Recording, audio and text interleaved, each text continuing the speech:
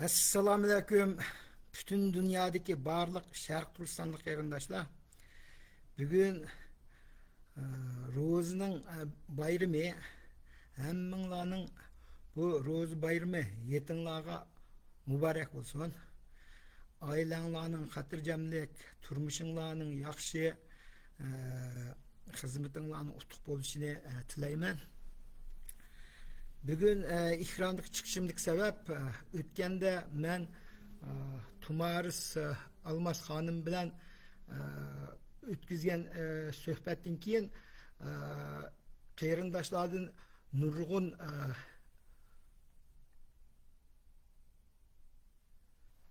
sal turib turinglar qani.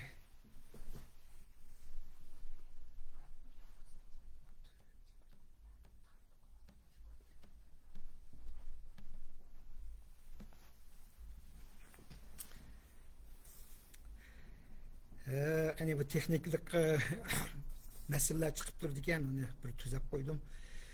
Bugün ekran çıkışımdaki sebep şu ötkende shanba kuni qo'y Tumaris Almas Hanım bilen bu talas to'g'riga chiqib suhbatlashgan chog'da keyin nurg'un inkoslar keldi. Ba'zi qarindoshlar shu urushninki hozirgi vaziyati andan keyin shu yerninki jo'grafiyalik o'rinlarini, andan keyin shu geopolitik jihatdagi muhim o'rinlarini shularni bir tasvirlab o'tgan bo'lsangiz degan talablar keldi. Ularga ba'zilariga ayrim javob bergan bo'lsammi, lekin men deb o'rtaq hammanglarimiz o'rtaqlashay deb o'yladim. Bu leksiya deyli. Bu leksiyarimninki mavzusi şu Amerika İsrail'ninki İran qarşılığın uruşunun vaziyeti ve özümlü tahlilleri deb alsak buldu. Qani başlaydı.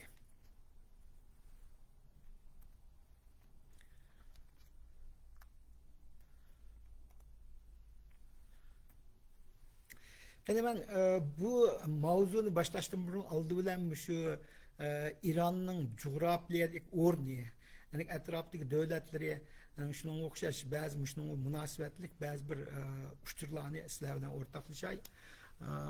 Hemmimiz bilginimizdeki İran şu Uttur Şərqdəki bir çoğ devlet. O devletinin nüfusu 90 milyon etrafında birden türüp o yine toxtulmaya bu doğruluk. Yani bu devletke çigradaş boğan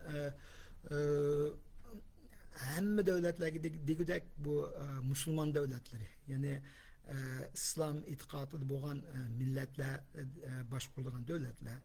Ama o İran'ın şark tarafında Pakistan, Afganistan, Türkmenistan, yukarı tarafta, şimal tarafında Azerbaycan, Ermeniyanın azraq yeri bilen çigradaş, Türkiye, Irak, koltuk devletleri kelsek, Kuveyt, Katar, Arap Birleşmiş Halifaligi, Oman, yani Saudi Arabistan Katarlık devletler bir yere joylashgan coğrafiyalik o'rni şu. Endi buningki şimal taraf bo'lsa şu Uttur Asiya bilan nimqib ketadi abay deb o'tgandek şu Türkmenistan, endi yuqori taraflarga mansima O'zbekiston, Qirg'iziston, Tojikiston degandek Uttur Asiya davlatlarining hammasi bularga yaqin.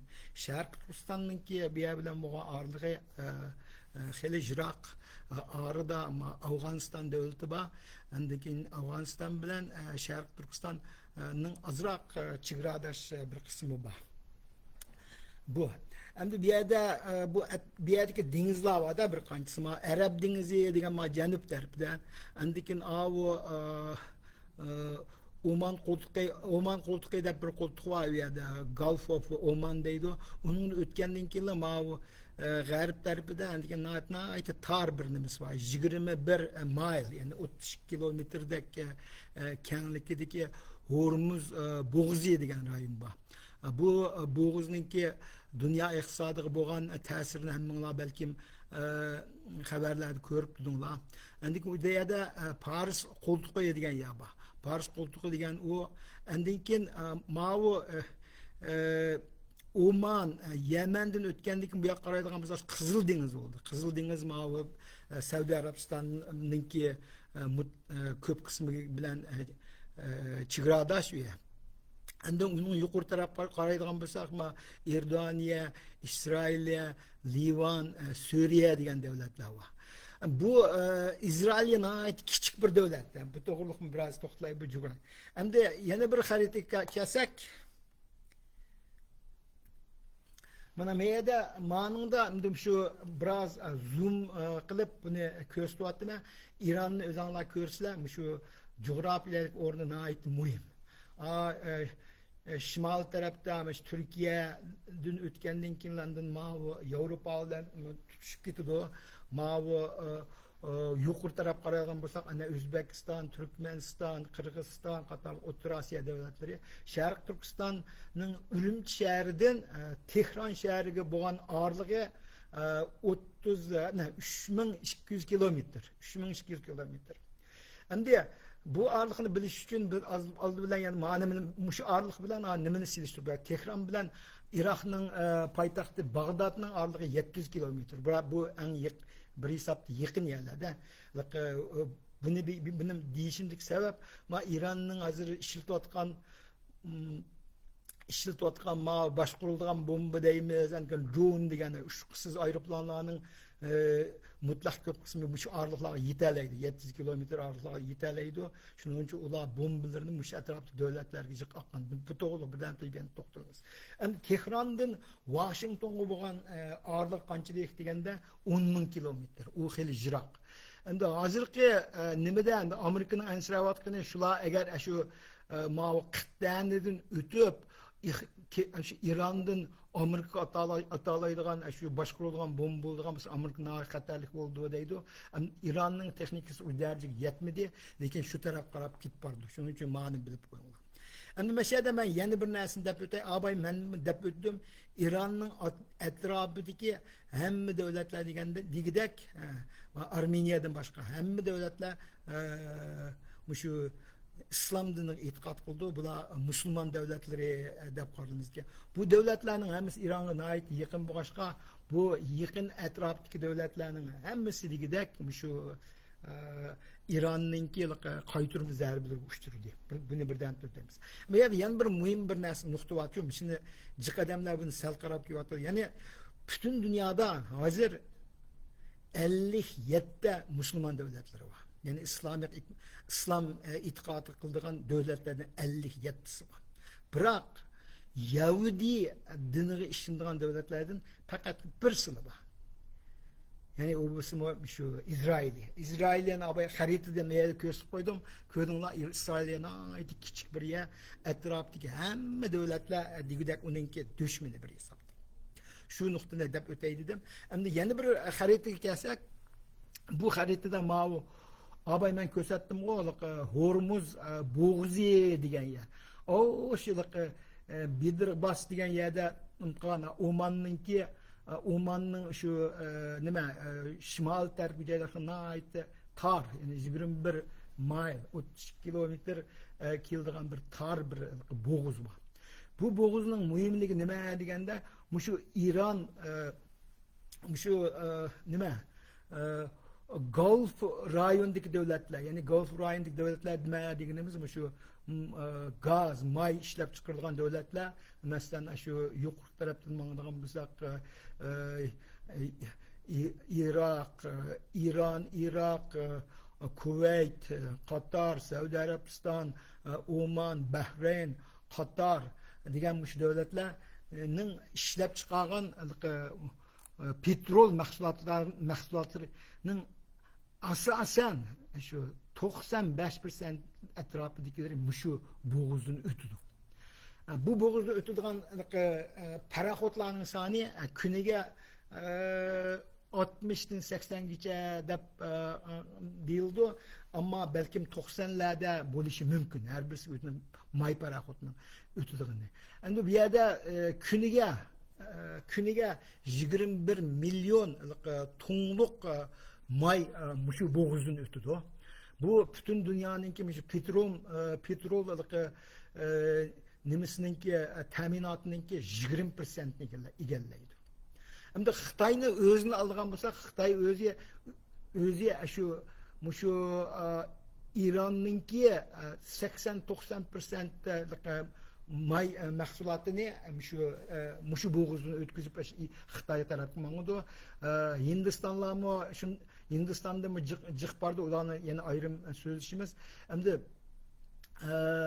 İran'ınki meyni oldigan bo'lsak, ular butun shu Xitoy import qilgan maylarninki 15% egallaydi. Bu nayt jiq. Men mishada qini bir narsani deb o'tay, 21 million ton degan qanchalik degan chaqda shu Amerikaninki yillik Amerikaning kuniga ishlab chiqarilgan mayninki shu tonga shu 25 million ton bo'ldi kuniga Amerika shunchalik ishlaydi. Shuning uchun buni bilib qo'yishga, demak Amerikamiz 20% egallaydi, dunyo petrol bozorining 20% atrofini egallaydi degan gap. Mana bu yerda ma'noni ko'rsizlar, nima? Ana ko'rdinglar, yeshil, seriq siziqlar, paraxodlar o'tgan yo'llar. Shuning uchun bo'g'izni to'saqlab qolgandan keyin mushu maylarning hech qaysi bir yerdan chiqolmaydi degan gap dunyo iqtisodiga ta'sir qildi degan narsa chiqib berdi. Xo'sh, endi qani shu O'ttir Sharqdagi O'ttir Sharqdan abay bir narsani unutib qolibman deb o'tay. Bu O'ttir Sharqda endi may ishlab chiqarilgan asosli cho'ng davlatlar nima qaysilar deganda Saudiya Arabiston, Iroq, Arab Birlashma Xalifaligi, Kuvayt and Qatar bu davlatlar. Endi ma'ning kelsak, buning nimani bildirdi deganda shu O'ttir Sharqdan ishlab chiqarilgan shu petrol mahsulotlari qaysi davlatlarga ehtiyojli deb oldigan bo'lsak, birinchisi shu Xitoy. Xitoy shu kuniga 5-6 million tonlik mayni o'zlariga import qildi. Ular bu o'zlarining import qilingan may mahsulotlarininki shu 45%ni 50%ni egallaydi. İkincisi olsa Hindiston.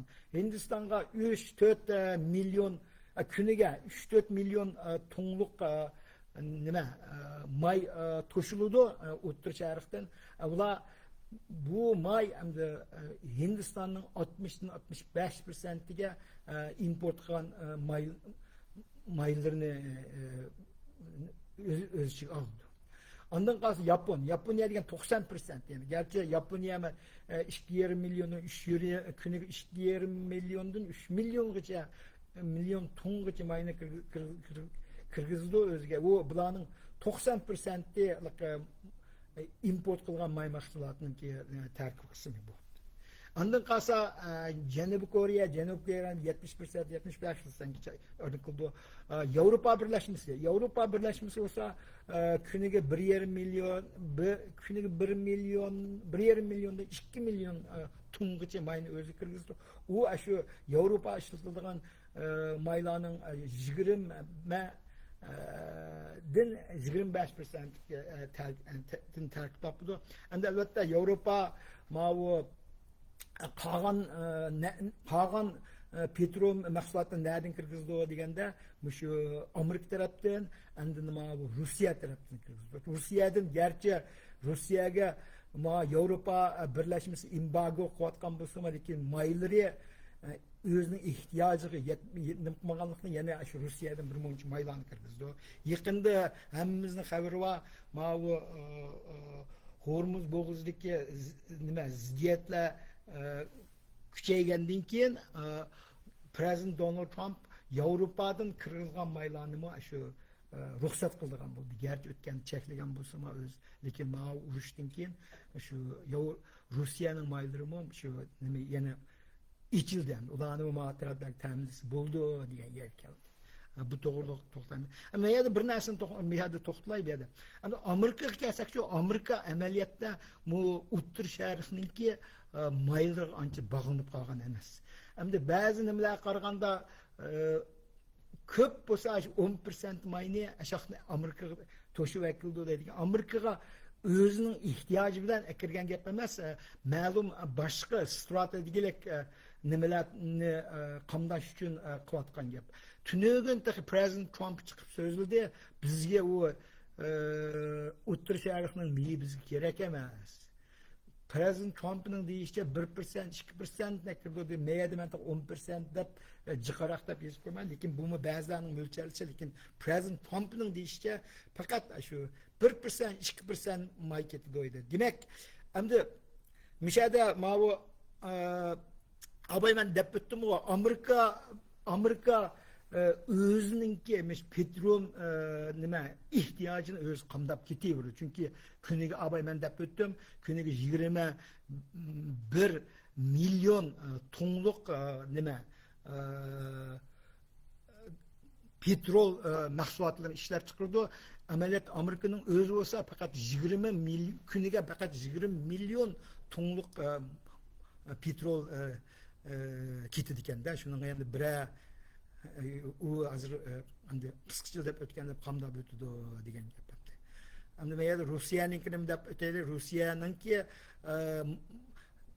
nima petrol ishlab chiqarish miqdori kuniga 11 million ton ekan.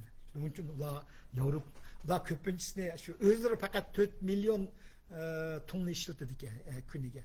Qolgan shu qolganini Qağanları işte 8 milyon deganlar Avrupa devletleriga ve başka devletlerga qo'shildi. Şu bununki nimenin ahvoli bu shu. Buni de ko'rib o'taylik. Andin mavi hozir shu ko'pincha qarindoshlarninki ma'lumotdan ancha-muncha xabari bo'lgan bo'lsa-mu, lekin bu harbiy iqtidorning qanchaligi to'g'risida mundaqda birisi bunda o'ttirib qo'yganligini ko'rdim. Men bu yerda harbiy kuchininki shu Amerika, Izrail va Ironningki harbiy iqtidorini, harbiylik iqtidorini bir shu ratlab chiqdim, shuni bir ko'rib o'tdim. Endi bu Amerikani oldigan bo'lsak, Amerika albatta hammamiz bilamiz, dunyodagi birinchi o'rinda turadigan harbiy kuchi var ulan Amerika'daki. Resmi askeri qo'shinlari 1 milyon 300 ming, yılga meyadam 80-50 milyar dolar hajlaydı o dedi budjeti yıllık ameliyatta 1 trilyon etrafında. Hatta bugün haber qarsam nima Pete Hexas Amerika urush sekretari chiqib yana 200 milyar dolar pul kerak bizga deb nimani proposalni o'ttirib qo'ydi, talabni o'ttirib qo'ydi. U talabni ham Amerika Kongressning tasdiqiga sunildi. Endi menimcha umi o'tdi. Yana demak yana 200 milyon qo'shilgan bo'lsa, Amerikaninki shu urush nima harbiy budjeti 1 trilyon 200 ming atrofida bo'ldi degan. Endi ba'zi analizlarda esa hozirda 1 trillionda ishib ketdi deb shunday deyotdi. Endi u bor. Endi Amerikaninki aeroplanning soni dunyo bo'yicha birinchi o'rinda 13 ming harbiy aeroplani var. 55 ming tankisi var. Endi keyin shu 500 ga yaqin urush paraxotlari var. Endi Amerikaning yana shu 50 mingdan ko'pari, ba'zilar undan mijaqdaydi. Endi ko'p dedik bu yerda 50 mingdan ko'p ma'lumotli yadro qurollari var. Yadro qurollari. Endi Izrailga kelsak, Izrailninki aktiv harbiy qo'shini 170 ming atrofida ekan. Ularninki yillik harbiy budjeti 24dan 30 milyar dollargacha. 600 dek aeroplani var. 1300 tankisi var. 10 dek shu nima urush paraxoti var. Urush paraxoti var. Endi bular o'zlari e'tirof qilmasa-mu shu military analistlarninki nima qiyos bo'yicha ularning balki 80 dan 90 gacha shu atom nima qurollari bor. Nima yadro qurollari. Bunu o'zlari e'tirof qilmaydi, lekin bu ham mo'ljallangan sanaladi. Izrail bo'lsa mo'ljalcha shu dunyodagi shu harbiy kuchlarining ikkinchi o'rinda turadigan cho'ng bir harbiy kuchi bor deb. Hem İran'a kelsak şu, İran'ın kelsak, İran'ınki hem şu harbiy qo'shinning hamda aktif harbiy qo'shinning soni 610 ming.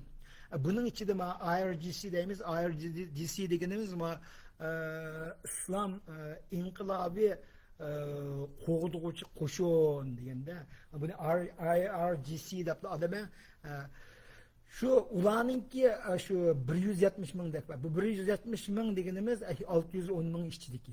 Qolganlari bo'lsa shu qolgan 230 mingga deyman. Shu atrofidagi nimalar bo'lsa, ma'lumotga odatli harbiy qo'shin. Bu IRGC bilan odatli harbiy qo'shinni ikkisini birlashtirib İran'ın harbiy kuchi deydi. Lekin hozirgacha ham IRGC'dan hozir ham İran'ın muntizm qo'shinida bu urushga rasmiy nimqilgan yeri yo'q. Ular endi qanday bo'siyaz turdi o'xshamagan. IRGC o'zininkilar 6 milyard dollarlik budjeti var. İran'ın bütün harbiylik işletildiğin nimesi budjeti 10 milyarddan şu 25 milyar dollargacha ularninki hamda İsrailiyaninkini sal azroq. 300'den 400gacha harbiy nima aeroplani var, urush aeroplani. 2000 dak tankisi var, 100 dak nima urush paraxoti var. Yani ularning yadro quroli yo'q hozir. Ba'zilar uni bor deydi, lekin hozircha umuman aytgan chog'da tayyor bo'lmadi deydi. Lekin hozir Amerikaning davatqini shularning yadro quroli tayyor bo'lishidan ansirab urushni boshladi deyapti. Yani İran'ın harbiy kuchi aciz kuch emas. Ular dunyoda 14-o'rinda turdi hozirgacha. Şu sebepten hem de İran şu O'rta Sharq bo'yicha şu aytgan chog'da O'rta Sharq bo'yicha aytgan chog'da albatta Turkiyani o'z ichiga olmagan chog'da shu O'rta Sharqdagi eng quvvatli harbiy kuchi var bir davlat. Bu bir tureli. Andın qani yani bir meyada ne ko'rsatayım bir adamda abay ba'zi sonlarni deb bo'ldim. Meyada faqat sizlarga shu bir qancha sonlarni deb. Ma reserve personal degani urushga tayyor bo'lgan, qachon chaqirish vaqti paydo bo'ladigan nimalar deydi. Bular Amerikaning abay dedi muntizim harbiysi 1 milyon 300 ming dedim o. Ondan yana şu 800 mingdan 1 milyongacha reserve personal var. Ular odat o'zlarining ishini qildi, lekin urush vaqtlari kelgan chaqda kelar desa hammasi tayyor bo'lib urushga qatnashib bo'ldi. Bu nimaning Amerikaning. Izrailninki qo'shimcha nimalar bo'lsa, ama reserve personal deymiz, qo'shimcha askarlar bo'lsa, ular 260 ming atrofida ekan, İranning o'sha 350 ming atrofida ekanda, mushundaq ahvol. Endi men yana bir narsani deb o'tay, Amerikaninki aeroplanlar uchun dunyo bo'yicha birinchi o'rinda turadigan aeroplanlar. Amerikaning aeroplanlari masalan F-22 deymiz, F-35 deymiz, F-15 deymiz, F-16 deymiz. Endi B-2 degan cho'ng tüptiki bombardıman qildigan aeroplan.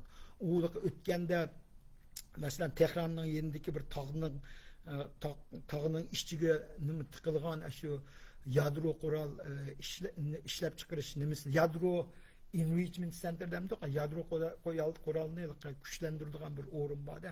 Shu yerni portlatib o'tgan shu B2 deyilgan bir cho'ng tiplik aeroplan. Yerni ostidagi 200 metr cho'nqurlikdagi nimani shu biroq yo'qotib o'tgan shu buliqi.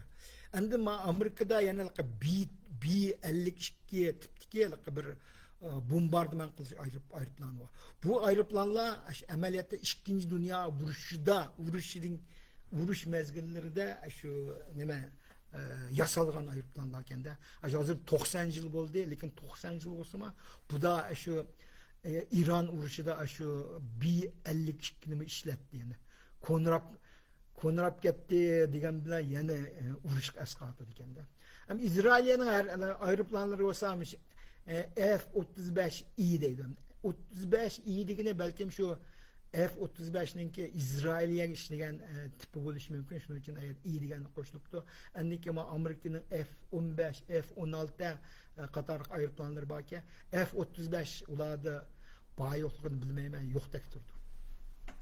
Bular hem de yeni tipdeki aeroplanlar. Lakin İran'ınki kelsek, İran'ın aeroplanları köpünçe ait konu tipdekiler. Mesela F-4, F-5, endiki MiG-29 diye Rusya'nınki aeroplanlar. Bular biraz konurap kaldı. Şu sebepten belki o aeroplanlarının asma uçkınlığını kömüdü hazır. Şundan ahval. Bu kalgan neslen bir yan bir neslen de öteyim Amerika'nın aviamatkaları yani aircraft carriers deyimiz 11 tane nimesi var. Şu İran'da bu atkan uğraşka ikini işiltip aldı ama Ford bilen Lincoln işiltip aldı apırıp oldu ya yeni birisi o yeni birisinin ismi ne mi Washington'da değil mi Washington? Yeni bir yeni bir şu aviamatik ama Japon deniz tarafından bu Kyoto'da dedi yakınlaşıp kaldı demek 3 aviamatik şey yaşandı. Ama İsrail'in aviamatikisi yok, onu bilmez. İran'ın aviamatikisi yok. Demek bir şeyde korallık güçlerini siliştirganda bu Amerika ile İsrail'inki mutlak aldın koruntur da onu eğer harbiy gücü diyetini etken çağda ular tenkilemeydi bunu. Ama ben bir nersinde öteyim lekin akını bir İsrail'inki harbiy kumandanı değil mi? Harbiy kumandanınki birisi bilen söhbeti buldu. Şunlar muhbir onundan eğer Amerika bu iş arlaşmayı öz kayıtıp getirdiğin olsa İsrail'e özenlarınki küçüsünün yitemdi degendiken nime işkilmegen alda elbette yitido dep cevap verdi. İsrail'inki harbiy kumandanı. Nime için dep sorgandan keyin bu şu özlerinin tarixini biraz sözlep en mühim nokta nime degende o deydi İran deydi. Şu 47 yıldan beri bizga zarba berib geldi, biz bilan urushib keldi, bizni hech nima qilolmagan deydi.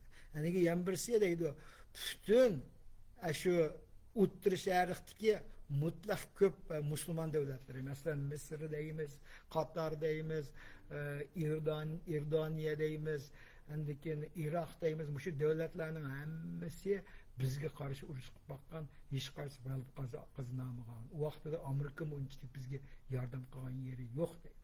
Amerika yordam qilmaydigan bo'lsa-ma, Amerika bu ishdan chiqib ketadigan bo'lsa-ma, İsrailning kuchi İran'dan mag'lub qilgan kuchi yetarli deydi. Bu yerda ma'vo nimalardan ko'gin bo'ldi? Mana bu yerdagi chiqargan sonlardan ko'gin bo'ldi demaydi. Harbiy iqtidorning nimasini selishtirib o'tganda bu yakuni kelishimi ancha tasdiq to'xtamaydi. Endi ma'vo ne ko'rsatib qo'ydim, bu nima degan chaqda shu nima hozir endi Amerika urush bo'limi deymiz-ku, urush bo'limini ma'vo bölümün sekreter kim Pete Hexas başkurdu. Şunun ki şu bölümüden günde şu uruşunun nemesi doğrulukçu günde bu şunda hareketlerini çıkardı. Neler hücum kurdu kasiyelekti. Elbette mavi 10. gündü iskende hazır 20. günü oldu.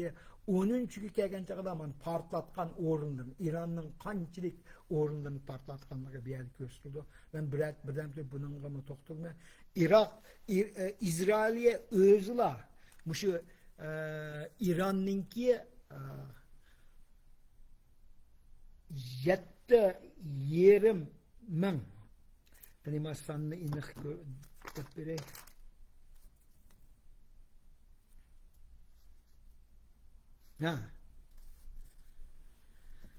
İsrail'e özgürce 8500 şu uğrun nişanlıgan ki.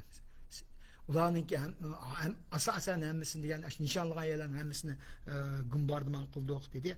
Amerika olsa 7800 onun nişanladı. Şu vaxtda bu Amerika ile İsrail'e koşulup 1600'dek İran'ınki nişanlarını gümrük kılgan.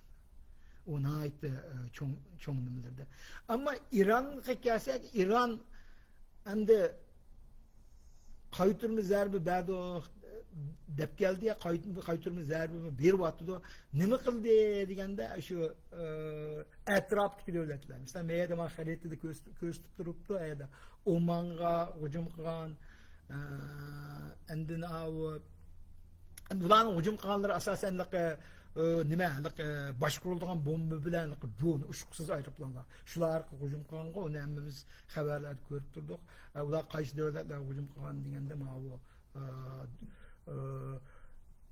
Birleşken Araplar xalifaligi Dubay shahriga endi Omanning nima Homus qultuğu yaqin Omanning shaharlariga Qatar mı degan bir kichik bir davlat hamda uning yerim orolda turgan bir davlat u yerga nima qildi u yerning ba'zi mayishqislarni portlatdi shundoq andikin Kuvaytga andikin Saudiya Arabistonning Riyodga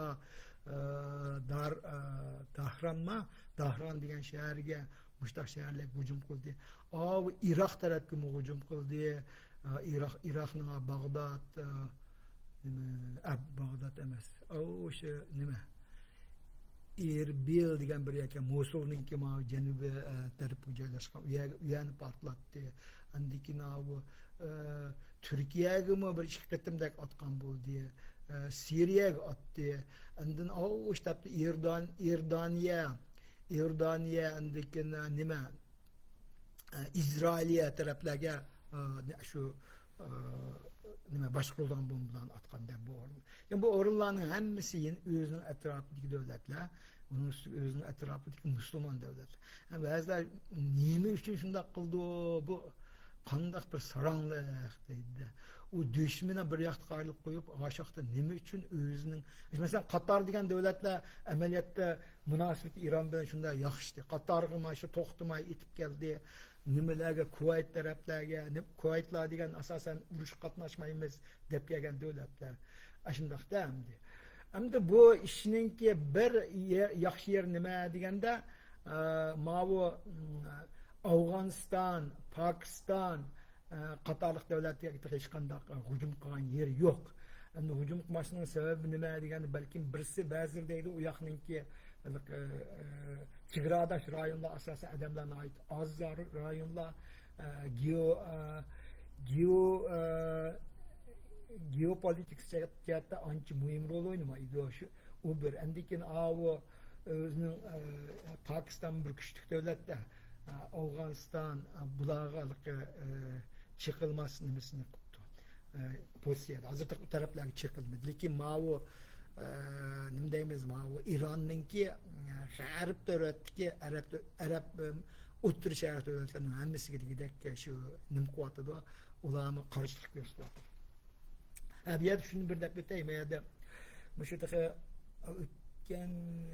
o'tgan haftaning 4-mi 5-i deyman shu vaqtida shu Riyodda shu 12 shu islom davlatlarida shu yerga yig'ilib shu Ironga bir nima ogohlantirish berdi. Agar bu nimani to'xtatmaydigan bo'lsanglar biz urush qatnashmaymiz deyapti. Endi hozir Saudiya Arabistonni balkim urush qatnashi mumkin degan gaplar chiqyapti, lekin uni qayergacha aniq emas.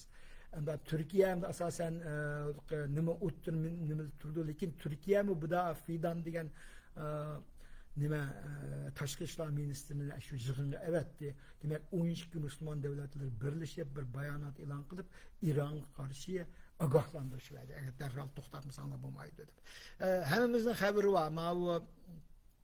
Maqsud Phil Jackson İran'ninki prezidentda İran'ning prezidenti shu bir haftadan burun voy biz musulmon davlatlarga qarta hujum qilib xatolashibdik. Endi ular chiqilmaymiz degan. Lekin uning bayonotini hech kim quloq qilmagan. Ta hozirgacha to'xtamay shu İran to'xtamay nima başkurulgan bomba ve bu hücumların toxtmay devam edip жатыр. Lekin sanları çok ait kimiyip git var. Sanlarına ait kimiyip git. Yani birden ben şunu sanları kimiyip gitwatıdı deganlik nima deganda masalan İran'nınki ba'zi bir şu analizlarni tahlil bo'yicha İran'nınki jami urushdan burun jami 6000 atrofidagi ma'lumotga boshqarilgan bombasi bor ekanda. Endi hozirgi deyishga qaraganda shu Amerika İsraillarning bombardiman shu nimalar qilgandan keyin uninki soni hozir 5000'dan 1000'e çıkaldı diye devatı hem de Amerika taraflardan bazı ulanın 95%'ni yo'qotdi, yo'q faqat 5% kaldı degan gaplar bor. Bu gapning ya rasyalganligini o'zinglar bir nima desanglar bo'ladi. Men faqat sanni devatim. Endi ma bu uçkusuz ayrıplan gelgende bunu itiraf qilmasak maydı İran'ın uçkusuz ayrıplan işlep çıkarış iktidarına ait güçlükken. Şöyle dünyanın aldın orunturdu kende. Ulanın nemesi o hiç etkan çağda ayga 10.000 dek 10.000 mananla 10.000 dek şu neme uçkusuz ayrıplanını işlep çıkaralaydı kende. Lekin ma bu tünögünki Pete Hexas'nınki degan dokladga qaraganda hazır ulanınki şu ulanın endi umum sani qanchalik bir gün hem de bir ayda 10.000 ishlaydigan bo'lsa meningcha balkim ularning 60-70 ming nimasi bo'lishi mumkin da. Lekin ma bu Pete Hexas'ning tünögünki digini qaraganda ularning balkim 2-3 ming atrofida qoldi shular deydi. Dep endikin ularning ishlab chiqarish zavodlarining hammasindigidek yo'qotdi. Tarmarqatdi deb dokladni berdi. Buni müşahede müşünü birlikte biteydi. Xo'sh. Endi o'tgan haftada mushu ma İran'ninki ama xaritni ko'ribsa ashadi bir Harg aralı deb aral vardı. Bu aral mushuning o'rnini aytib muhim bir o'rnida. Chunki mushu butun İran'ninki ma ham petrol degan ham maydanda ham gaz mahsulotininki mushu 90% eksport qilinadigan ham maylarning 90%i mush oroldan o'tadiganmish. Kichikdan bir oroldan o'tadigan-da. O'tdi. Andikin bu yerdan to'shilgan maylarning mutlaq ko'p qismi mushu Xitoy bilan Hindistonga bordi. Demek 90% degan ait yo'q qilsam. Lekin bu yerda shu President Trump o'tgan hafta bu yerga buyruq tushirib, bu yerga yani bombardıman qildi, lekin bombardıman qilganda may ishlab chiqarish uskunalariga chekilmagan. Faqatla shu harbiy nimalarga, IRGC boshqaradigan nimalarning hammasini yo'qotdi dedi. Lekin President Trump o'zi yana ashada bir ogohlantirish berdi. Agar shu İran Hormuz boğazını iç etmeydiğin olsa, muş araldaki nimelerni may işlep çıkış üskünlerini, eslerlerini yok demez diyen buyrukta verdi. Şunun için bu nahit mühim bir orun bu. Nahit bir mühim.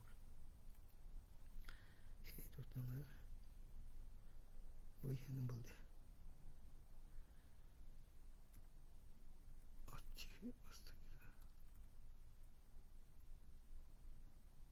Man gaplar.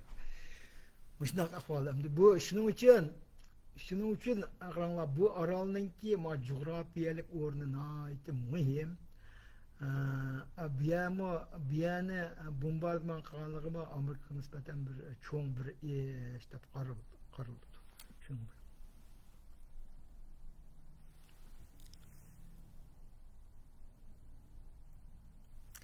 Endi meyda ma xaritni sizlar ko'rsatdi, endi bir qurmal İranninki nima deymiz, demografik ahvolda, demografik ahvolda geografik ahvol.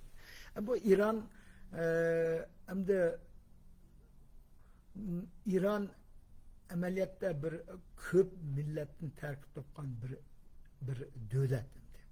Bu onun tarihi ait uzun. 2500 yıllık tarihi var.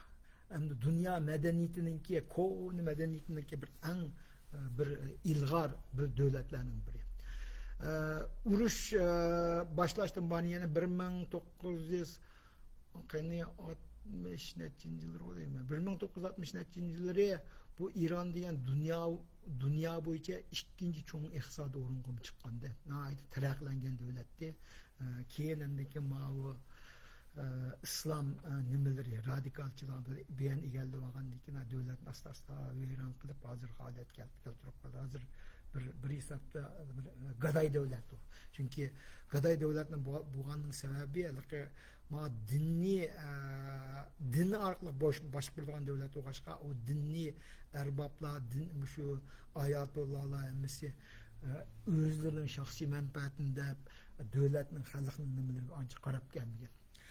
O ahvallarni qani bu yerda tafsilga to'xtalmayman. Bu to'g'riliqni bilan anlagan bo'lishim mumkin. Men yerda faqat demografik ahvol qanday deganda Iranninki ma Fars millat en cho'ng qismida 60dan 61% egallaydi. 3 milyonda 55 milyon etraflı ahalisi var bu Fars milleti. Ondan qalsa ma yuqorqi tarafdagi o yeşil rəngli bir Əzərilər. Əzərilər o əsasən Azərbaycan bilan joylashgan yaşadı oldu. Bular əlbəttə Türk millətləri kirdi Əzərilər.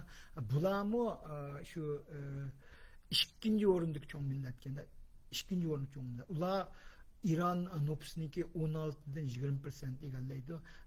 14'den 18 milyon kaç ahalisi var bular. Ondan qalsa Kurdlar. Kurdlar olsa 8'den 10%'ke nüfusunu egallaydı. 7 milyondan 9 milyon kaç ahalisi var. Bular şu gördük azık nime sus kök renkli Kurdlar şu yerde yaşaydı. Onun töven tarafında Lurus diyen millet var. Bular 5-6%'ni egallaydıkken nüfusu 4-5 milyon kendi. Demek İran'ınki 40%'tek ahalisi Fars milletinden başka milletler. Bunun başka nurluğun uşak milletler var. Ulan birbirler bir yerde bölüşünün acısı torlardan izlisanlar buldu. Buların köstüldü. Yani bir yerde kösterkenin sebebi nime diyen çağda hemmimizge məlumda ama Kurdlarni dəstəpdə uruş başlayan çağlarda bazı nimeler Kurdlarni uruş aralashtirgan o'xshaydi degan gaplar chiqib ketgan. Keyin uni prezident Trump chiqib ya o Kurdlarni aralashtirmaymiz dedi. Yani mening mo'ljalishimcha nima uchun shunday bo'ldi deganda, bak Kurdlar var o'z vaqtidagi İran bilan Iroq urushida cho'ng rol o'ynagan. Iroqni ag'dirishda cho'ng rol o'ynaganda bular Amerika tarafda bo'lib, Amerika yordam qilib ularni qilgan. Keyin lekin bular bir mezgil yana çoğansıyla biz müstakil bo'lamiz deb şu hatta özlerinin uyarıları emas, andikin şu Irak'taki Kurdistan rayonunu, andikin Türkiye'ninki mi şu Türkiye'de benim bilişimce 15 milyonda Kurdlar var da. Ulanın köpüncüsü şu Türkiye bilen İran'a çigradaş orunladı olan Türkiye bilen İran, Irak çigradaş rayonlarda olganda. Menke Prezident Erdoğan, Recep Tayyip Erdoğan muşununga taz koşulmaydı. Çünkü Kurdlar küçüyüp gidip eğer müstakil devlet kurumuz deydiğen olsa bizge mi tesir keldi deydi. Şunun için menke Kurdlarını arlaştırmanın sebebi bir şey. Yani Kurdlar müstakil oluşunu halamdı. Menke halaydı elbette. Her kandak millet özünün müstakil oluşunu halaydı. Azeriler Azerbaycan kurtulup ketişini halaydı. Elbette ulamın müstakil oluşunu halaydı. Hatta Azerbaycan koşulup ketişini halaydı. Şunun okşas endin mavi şarq taraflarına qaraydigan bolsak mavi Türkmenistan, Afganistan bilan chegaradash o'rinlardi nurg'un Afg'onistonliklar var, Türkmenlar var, boshqa millatlar. Bularni agar urush beklanib ketilgan bo'lsa, bu Iron pochinib ketilgan bo'lsa, bizim mustaqil bo'lmaydi deb chiqishi mumkin. Bu Ironninki cho'ng nimasi, İran'a ait cho'ng ta'sir yetkazdi. Chunki ichki urush bo'lib ketdi degandek ishlar unimi yo'q degili olmaydi. Ichki urush degan mushta davlatlarda bo'lib turdi. O'ylab ko'ringlar, 40%dagi odam boshqa millatni tarkib topgan degan, u degan cho'ng nimada u bir. Shuning uchun bu yerda yana nimalarni deyish kerak bo'ldi. Buni ham shaychi so'zlay. Endi qaranglar, endi mishada bir xato tushunchalarni ko'mish, xalqaro bo'layotgan bir xato tushunchani sizlarga bir ozroq ma'lumot beray dedim. Nima xato tushuncha deganda, shu Amerikani Vyetnam urushi, Golf urushi, Iroq urushi, Afg'on urushi mag'lub bo'ldi degan bir xato tushuncha. Bu Amerika bu urushlarning hech qaysida mag'lub bo'lgan yeri yo'q. Urush jihatini aytgan chog'da hech qanday mag'lub bo'lgan yeri yo'q.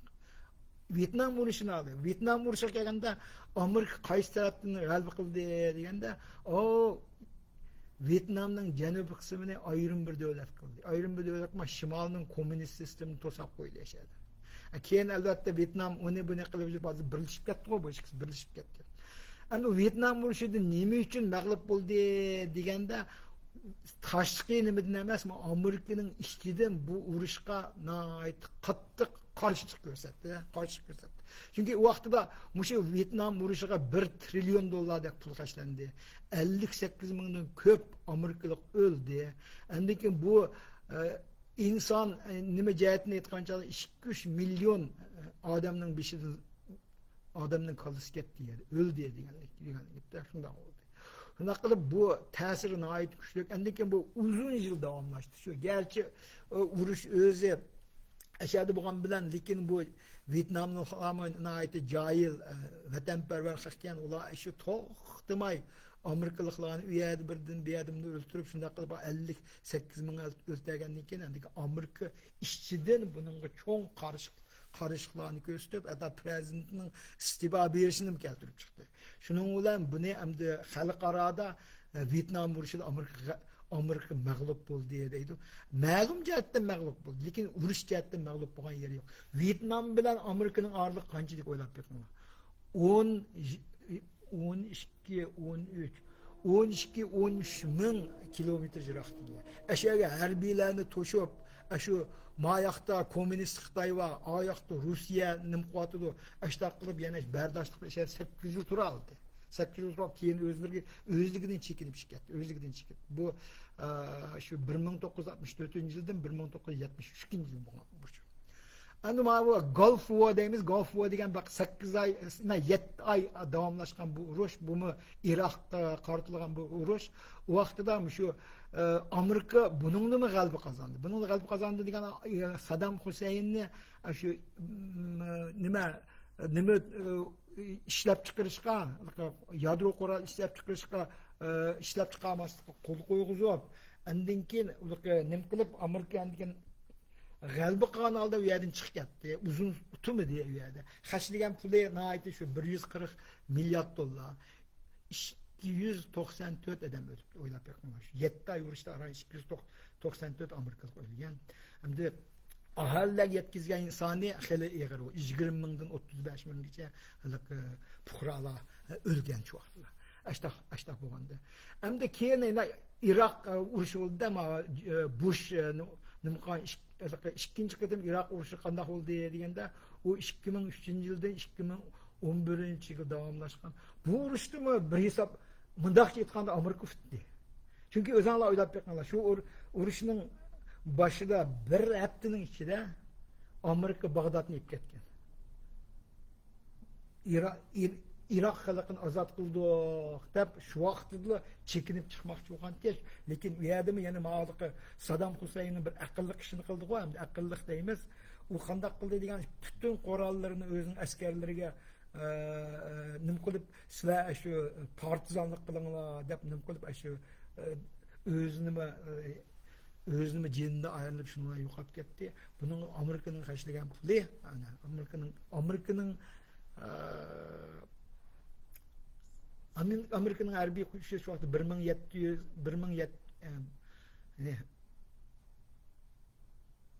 177 ming askar ishlatganda 2007 yil eng jiq ishlatgan 2 trillionga yaqin dollarga yaqin pul qaşlagan.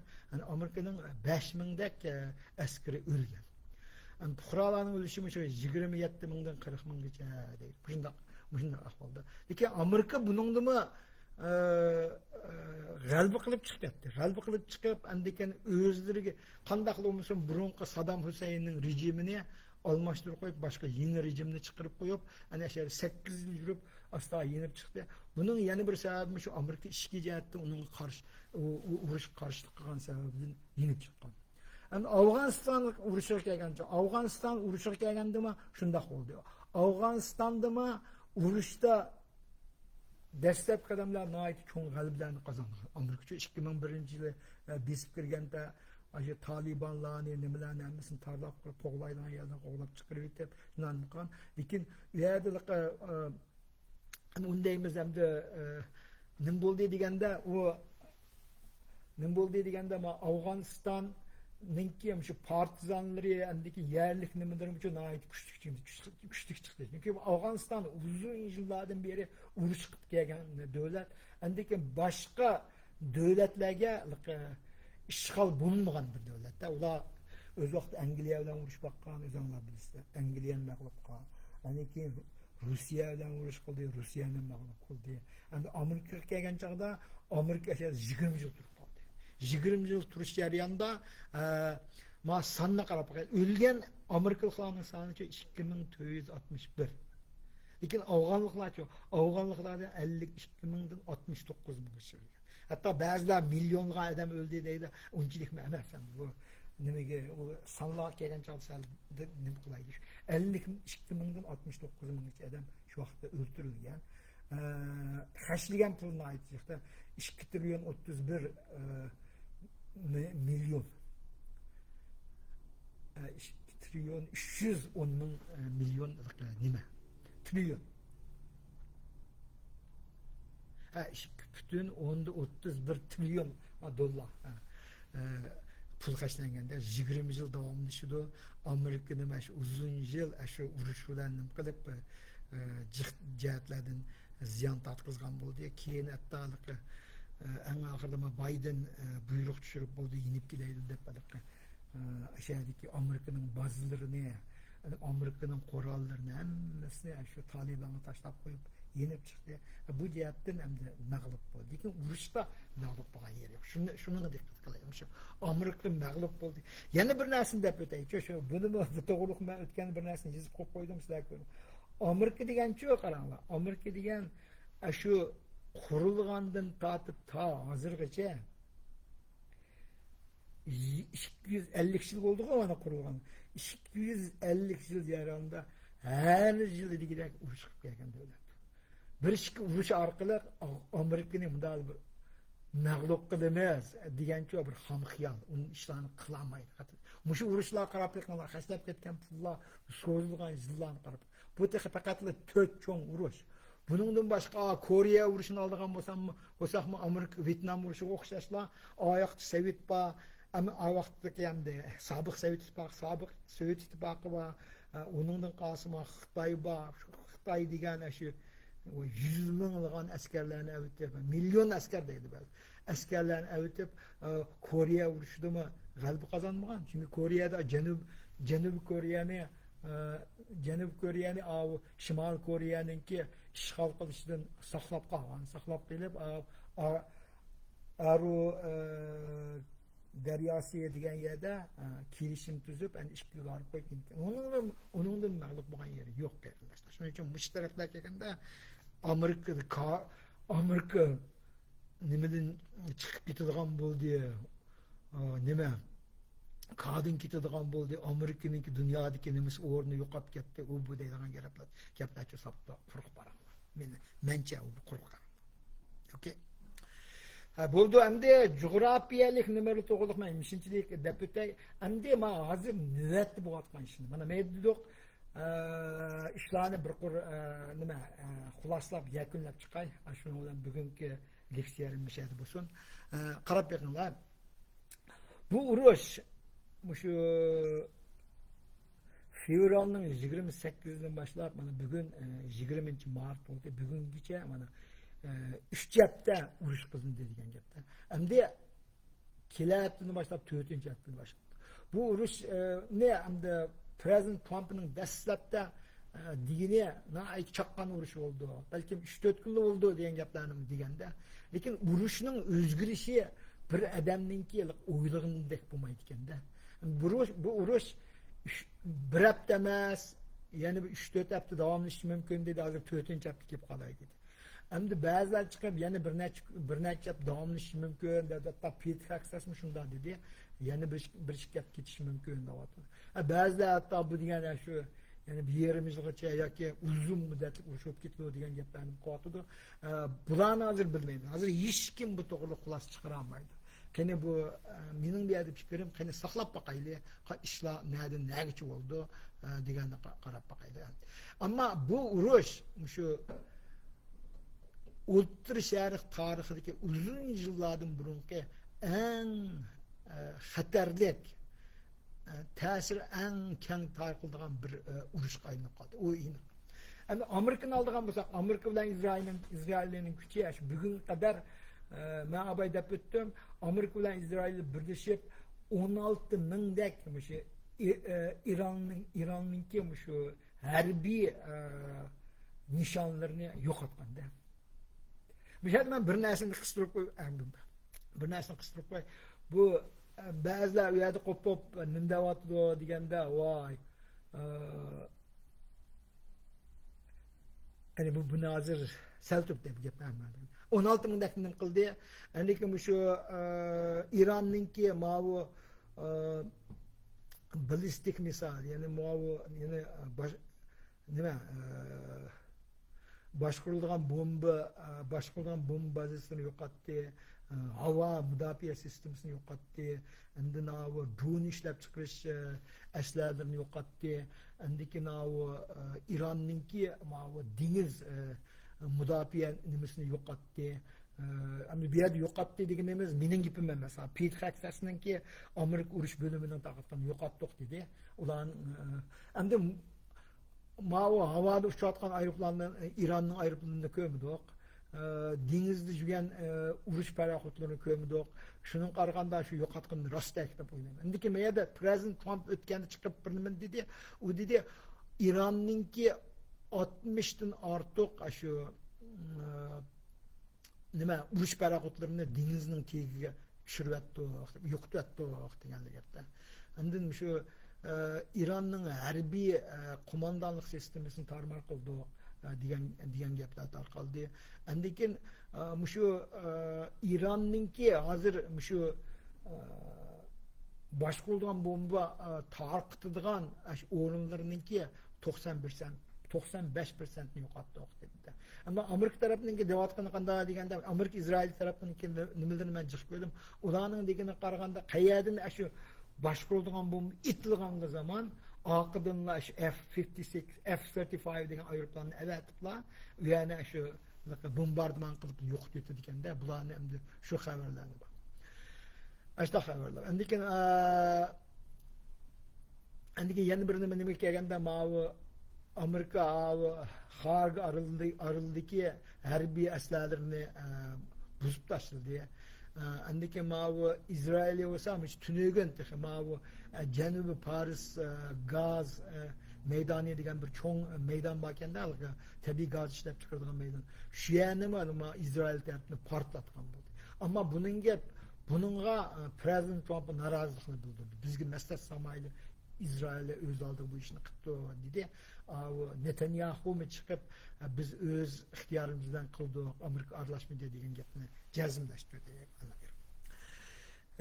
Endi İran'ınki kumandanlık sistemi asasen tarmar kıldı. Bunu dep koydu. Ayatullah Hameyni ölgenden keyin onun orniga oğlu Mujtaba Hameyni'ni çıkarıp koydu. Lekin Mujtaba Hameyni ta bugünkü kadar yüzünü göstergen yeri yok.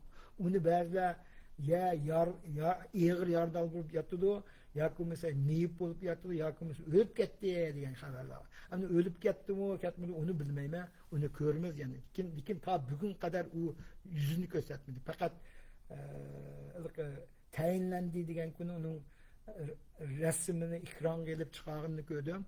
Andiken o çıkıp bir 10 günden keyin çıkıp bir bayonot berip Amerika degan bizning düşmanimiz, Amerika zarba berishimiz kerak, Hormuz bo'g'izini jazman to'sishimiz kerak degan gaplarni qildi. Yana shu endi nima deymiz, shuna bo'ldi. Andiken oldingi kunda xabarda Ali Larijani degan asli bu nihoyatda muhim bir adamki, bu istixborot o'rnininki boshlig'i. Andiken G'ulom Sulaymoniy degan bir harbiy boshlig'i. Andiken yana Ismoil Qotib deydigan bularning uchini bu İsrail tarafından o'ltirdi o'xtaydi. Buni Iran hukumati jazmlashtirdi, o'ldi dedi de. Demak İran'ninki shu kumandanlık kumandanlık cihetten çok zerbi uçurdu. Yani bazılar deydi o İran'ın kumandanlığının kerigi yok. Ulanın hemmisi kumandan birisi çıksa yeni birisi çıkıdı ondak deydi. Lakin bu Hindistan'ın ki bir çok generalı var. O şu ötkende bir ketim sözlegende muhbirlar şundan sualını sorgan diye o çıkıp o davatıldı. O bir harbinin deydi. Bir şey yok, harbiy qanday urush qildi deydi. U mumkin emas, jazman ta'sir qildi odam. Endi hozirgi bo'layotgan vaziyatlar, masalan, shu İranning shu qarshisi to'rt atrofidagi musulmon davlatlarga, ko'ganligiga shu madar yetadigan yerga bomba etishi, u bir ashulaqa besh yo'qligini shu buyruq yo'qligini işte. Yana birisi Mujtaba o'tganda Mujtaba emas, nima Mahsud İran'ın prezidenti. O'tganda chiqib shu Arab davlatlariga o'zi apo so'rab, ikkinchilar hujum qilmaymiz degan gaplarni qilgan, lekin hech kim uning gapini degan. Demak, hozir bularni put ko'ygan xo'razma, put ko'ygan xo'razdek to'rt taraf tepirlab, o'zining nima qilishini bilolmay shunaqa bir ahvolda deb qarayman. Bu besh yo'q harbiy abayda 630 ming askar bor harbiy, besh yo'q bo'lsa qandoq nim qildi? Harbiy degan shu qo'mondonlik orqali nim qildi. Bir qo'mondonni o'ldi degan so'z, harbiyning o'zi yo'q bo'ldi degan so'z. Bu jihatdagi mo'ljallarda g'arbning analistlarning xatolashgan yerlarim bor. Endi uni ish kuchaptida yo'qaydi degan. Ish kuchaptida yo'qmasligi mumkin, lekin uzunga chidamaydi. Uni mening ko'z qarashim shu. Endi abay deb o'tdim, İran endi haliqi Amerikadagi ba'zi kishilar o'ylagandek unda ojiz ekanmidi. Chunki qandoq bo'lmasin, ular ta bugun qadar ancha-muncha, garchi soni nihoyat oz bo'lib ketgan bo'lsa-mu, yana ancha-muncha bu davlatlarga, Izrailga, Yabiyalar bilan etib to'xtamaynim qotdi bizmi bor degandek-ku. Lekin Hormuz bo'g'izini boshqaryapmiz deb u yerda chim turyapti. Bu jihatlarda endi zodi nima sababdan Hormuz bo'g'izini kontrol qilolmaydi, uni bilmadim. Lekin tunelki bir xabar qarasam, Prezident Trump shu Xarg arılvağa baydap ötken. Xarg arılını egellab deydi. Endin şu yerda qo'shin avitib, shu yerga harbiy qo'shin avitib, o'shani egallab oldik, ishg'ol qilib oldik. Shu orqali andikin Hormuz bo'g'izini o'ngshaymiz dedi. Andikin Prezident Trump NATOga, Yaponiyaga, Xitoyga, Hindistonga, lekin Yevropa birlashmasiga nima iltimos qilib ularning o'shaga o'zlari harbiy kuchlarini avtib shu Hormuz bo'g'izini kontrol qilish kerak degan gapni qildi, lekin ularning hozir hech qaysi inkos bermadi. Yaponiya ahvol qaraganda yordam qilamiz degan gapga o'xshaydi. Lekin boshqa davlatlarmi hozircha gap qilmagan bilan NATO'ning qo'mondoni var, NATO'ning qo'mondoni tungi nimada biz Amerikaga yordam qilishimiz kerak degan gapni qildi. Trump bularning jim turvag'ini aytib norozi hozir. Chunki hozir g'arb davlatlari musulmon davlatlarga qaraganda bekerek Trump'ning yo'lini to'sayotdi-da bu bir. Xo'sh, endi ma Hizbullahning ahvolini aytib ber. Hizbullahninki ahvoli nihoyat nacharlashib ketdi. Chunki Hizbullah magamda bitta Hizbullah ma Livandagi, endikin ma Yamandagi Hutchi, endikin ma Palestindagi Hamas deganlarning ham 3 yilini shu İran uzun yıllardan beri 90%'nin köp şu nimisini şular töletkendik. İktisadi menbiye şu İran tarafından keldikendik da. Şunun için bularning içinden hem de hazırgacha Hamas mı, Cimotadi, Hutizmi, Cimotadi uruş katnaşmadı. Hazır Hizbullah bu cihetler İsrail'e ançı bomba attıklarından keyin İsrail'e onu boş gelmey, İsrail'e Cenubiye şu Livan tarafına ilgili oldu. Her bir koşunun eşe kırgızıp eşen tinçlandırmaz. Bu da şu Hizbullah'ın bırak yok demez diyen yer geldi de bu ahval müşinçilik. Hem de Kurdlar kesek abay dep öttüm. Kurdlar belki bu uruşka arlaşmaydı. Onu Trump'ın olan arlaştırılgan niyeti yok. Şunun için ola hem de çünkü Garip taraftan, Amerika taraftan, İsrail taraftan o İran'ı parçalayıp tutan maksatı yok. Şunu dep öteyim. Hazırçı yoktur. Bunu keyin qandaq olduğunu bilmeymiz. Hazırça ondak niyet mi yok, ondak maksat mı yok. Endikin regime change degan narsani uchun Amerika asosan bu regime change degani nima deganda mening tushunchimcha shu hozirgi xurapiy zalim bir sistemni xalqning qo'liga o'tkazib, xalq bir o'zini saylam orqali o'zlarini rahbarini saylab chiqish degan narsa. Ya'ni egalli va Amerika ya'ni egallaydigan nimasi yo'q. Faqat şu aşağıda Hormuz nimesi Amerika ya da galiba kazansa Amerika'ya sel yakın kilerleydiğen mollalar bulandı yani bildim yani bu kandaklar oldu şula başkurduğun bir devlet kaylandığı Amerika'nın maksıyla yetken buldu dep qarayman.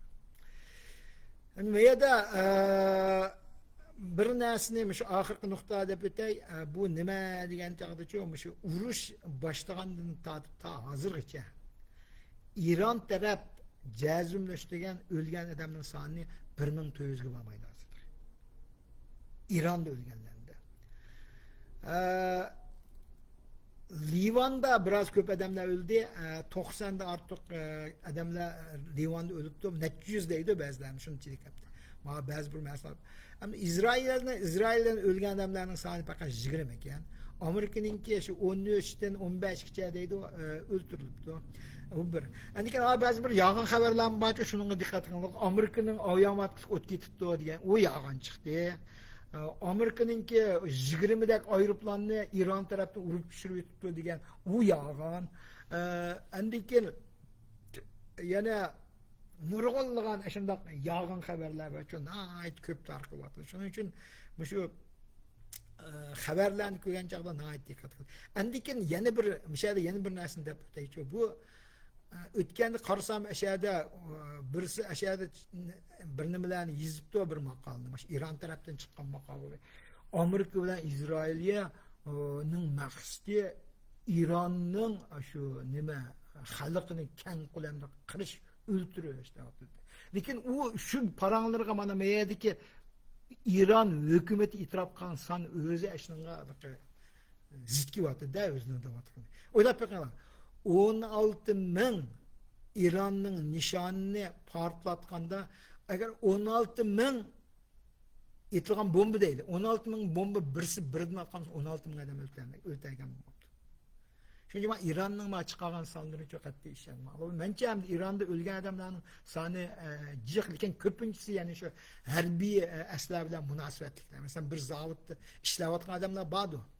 O zavutta belki işlevatkan adamlar hiç kadar günahsızdı. Lakin o harbi üskünden çıkardıgan başka, çoğun işlep çıkargan başka, ulanı öldürüyordu onun gibi yok. Bu uruştusa. Uruştu degen bunçilik adam öldü. Bunçilik adam öldü. Çünkü bir şeyde Muşini yeni bir ta'kidlash uchun men bu yerda o'lgan odamlarning bugun e'lon qilgan sonlarini qarab boqaylik. Mesela o'qib beray masallarni. Buni yodlab berishning hojati yo'q, bilib qo'ysang da bo'ldi. Iron tarafdan 1300 dan ko'p odamning o'lganligi jazmlashtirildi debdi. Ba'zi mutaxassislar o'lgan odamlarning sonini 3000 dan 5000 gacha debdi. Yaralangan odamlarning soni 17 ming. Bu hem de hele mülçerlik düşürgen bir sağın dep qarayman. Demek puhralar öldürmedi. Ama İran bolsa puhra olamdı, yani bir ulam çattı koyup etip İran'ın etip atkan bir nimesi var olduk. Misal cluster misal deydi. O cluster degeniz bu başkurulan bu asmanga çıkan degi çok partıldık. Partıldık bitip bu bazı 20-30 hatta 100'dek parça bombalar bilip partılıp itilip düşüp şu 10 kilometre dairlik yerlerini nim kılalaydı, zahim kılalaydı. 10 kilometre bir nişanlıqanın etraflık 10 kilometreye ziyan yetkizdi degan so'ng puhra olamdı yani birinden çattığı yok degan gap. Endiki İran taraftan o mehmonxonalarga, may meydanlarga ishlab chiqarish o'rinlariga nimalarni atilib bergan. Lekin bularning mutlaq ko'p qismini to'sib olgan. Va ba'zilar deydi o to'sib ularning atqini faqat 20-30 bir dona boshqarilma bir dona doni deydi. 20-30 ming dollarga to'xtaydi. Amerikaning uni to'saydigan nimasiga 2 million ketadi deydi. Undaq emas. Amerikaning kim uchun ashning azam baliq narsalarni nim qiladigan qurollari bor.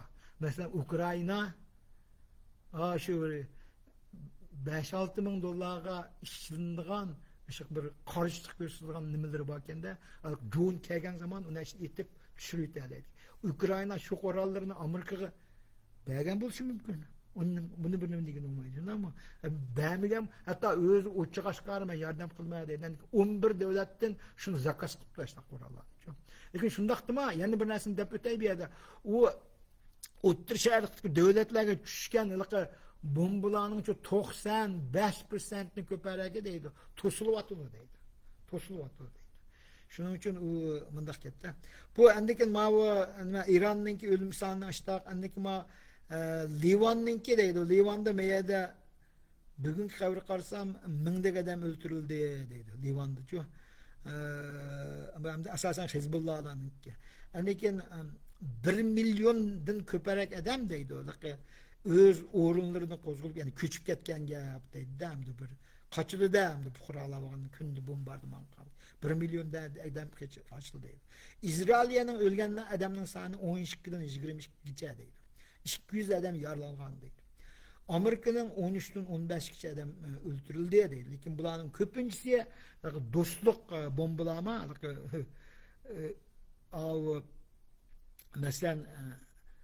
mesela nimede alayla Dubai'da eğer bir nim koysam Dubai'nin koğdaş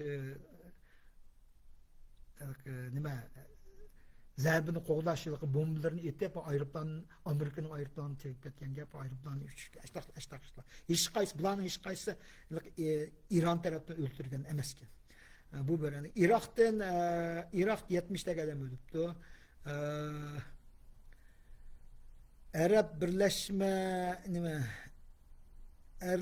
Arap Birleşme Haliflik'te 8 ölüptü. Oman'da 3 adam ölüptü. Suudi Arabistan'da 2 adam ölüptü. Pakistan'da 10 adam ölüptü. Demek umumi ahval şu. Ölgen adamlarının şu uruş ta hazırlıkça ölgen adamlarının saniye tahminen şu 5 bin etrafı. Demek bundak çoğun uruşta 12'lik adam ölüşe o normal demişsek mi? İş kılıp bunu hakla düşünürdü. bunda cho'ng urush bo'lsa albatta odam o'ldi degan gaplar bor.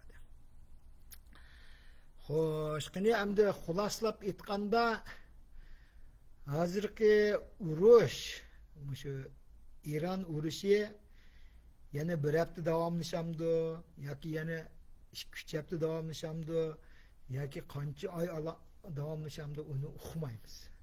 Uni hech kim ta bugunga qadar birasi chiqib keskin holda bunday gaplarni qilgan yeri yo'q. Lekin Amerika uftagan yeri yo'q, Izrailya uftagan yeri yo'q. İranning harbiy qo'shinining mutlaq bir qismi ojiz, bardashsiz holat tushirib qo'ydi degan bu bir rost gap. Endi hozir butun dunyoning diqqatini qo'zg'ayotgan bir masala nima deganicha may bahosining o'sishi. Endi Amerikada men bugun chiqib qarasam gazning bizning turayotgan yerdagi gazning bahosi $4, bir galoni $4 yaqinlashib qolibdi. Endi Amerikaning ahvoli boshqa davlatlarga qaraganda biroz yaxshi o'xshaydi, ya'ni shundoq. Shundaqdimi Amerikaliklar $4 gazga $4 to'lab bir galon gazga erishishga nima qilmaydi. Shuning uchun Amerikadami bu urushga qarata mayning bahosini darhol tushasa degan qarshi chiqqan dunyoning boshqa joylarida bo'lsa nihoyatda cho'ng ta'sir ko'rsatyapti. Masalan, Yevropaga, Xitoyga, Hindistonga bularga nihoyatda cho'ng ta'sir ko'rsatdi. Yaponiyaning bosh ministri tunugun keldi, Trump bilan ko'rishib, shu masalalar to'g'riliqmi qildi. Shu ahvol qaraganda Yaponiya Alaska tarafdagi maylarni qazib o'zib to'shaydiganini batgan o'xshaydi. Tunugini avu Netanyahuning deyishicha, agar Hormuz bo'g'uzi ichilmaydigan bo'lsa, deydi, biz boshqa yo'lni yasab, deydi. Yo'g'on turbini yer ostiga bekitib, ashadagi o'ttir sharq maylarni ma tarafdan to'shaymiz, ya'ni Qizil dengiz tarafdan dunyoga to'shaymiz. Bizga ancha az mezgil ta'sir qismi keyin uzun muddatli ta'sir qilmaydi deb. Yani bu sharti Hormuz bo'g'uzi ichilmasa degan gaplar. Lekin mencha Hormuz bo'g'uzimi ichilib ketdi. Uzun qolmay ichilib ketdi. Hormuz bo'g'uzi ichildi deganlik Amerika agar shu hozirgi rejimini almashtirib, Amerika sal yaqin kelgan rejimni o'rni qo'ydigan bo'lsa, Amerikaning maqsad yetgan bo'ldi. Chunki Amerikada u yerda bir uzun muddatli urush qilish maqsadi yo'q. Trumpning unda yo'q. Shuning uchun ba'zi mutaxassislarning deyishi amaliyotda mening ko'z qarashim shuda. Agar Trump budaqi Iran urushida 100% g'alaba qozonmay qaytib keladigan bo'lsa, yana oldimizda kelayotgan shu midterm nima deymizmi, o'ttirchi saylamda utirib qo'yishi muqarrar. Shuning uchun Trump hargiz bu urushda utirib qo'ygan prezident bo'lib qaytib kelmaydi. Jazman tutgan prezident bo'ldi. Agar bugun Amerika urushini to'xtatadigan bo'lsa, tutagan bo'lmaydi. Agar Trump aytgani qilib bo'ldi, men askarlarimni qaytarib kelma, Izrailga tashlab berma desa, Izrailya eğer urushni davomlashtiradi, Amerika mayaqda urushdan qutuladi. Endi ma kelaqatim saylamdimi, Trump yana tutib chiqadi. Lekin shu İran'daki urush Trump'ning o'z huquqini tutib qolalamdi, tutib qolamamdi degan cho'ng masala bilan bog'liqda. Shuning uchun Trump mencha Trump'ni hargiz u yerdan osonlikcha chiqib ketmaydi. Bugungi leksiyarim mishagicha bo'lsin. Qani agar xohlaydigan bo'lsanglar, barmoqni besib qo'yinglar, yana davomlashtirma. Agar undaq inkoslar kelmaydigan bo'lsa, mening bu urush to'g'riliq hozircha bergan ma'lumotim shu. Rahmat, ro'zitinglarga muborak bo'lsin.